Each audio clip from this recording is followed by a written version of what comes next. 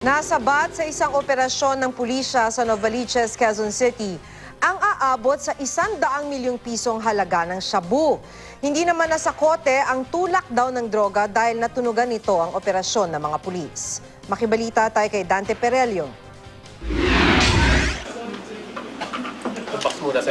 Nakabalot sa plastik at nakalagay sa kahon ang tinatayang 20 kilo ng high-grade shabu na nasabat sa joint operation ng PIDEA Special Enforcement Service at PNP Anti-Illegal Drug Special Operations Task Force pasado alas 10 kagabi. Pumapalo sa 5 million pesos ang street value ngayon ng bawat kilo ng droga. Kaya aabot daw sa kabuuang 100 milyong piso ang halaga ng nakuhang droga. Pag ganito kalaki, mahaba ang proseso yung makipag-transaction sa kanila. Kailangan makuha mo yung trust nila bago magbitaw na ganito kalaking illegal na droga.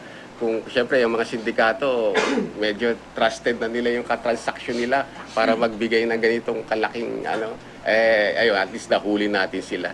Na-recover ng mga otoridad ang illegal na droga sa loob ng isang abandonadong gold metallic AUV na may plakang WOL 771 sa Crista Verde Subdivision sa Mount Carmel Street, Barangay Santa Monica, Novaliches, Quezon City. Kasado na raw sana ang isasagawang buy-bust operation pero nakatunog ang sospek na kinilala lamang sa alias na Miko. Kaya ito tumakas at napurnada ang transaksyon.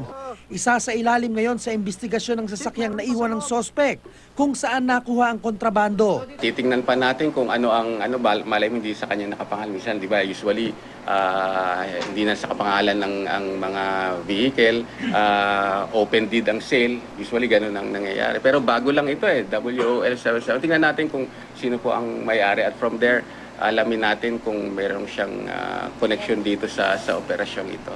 Sasampahan pa rin ang kasong paglabag sa Republic Act 9165 o Comprehensive Dangerous Drugs Act of 2002 ang nakatakas na sospek. Dante Perelio, GMA News.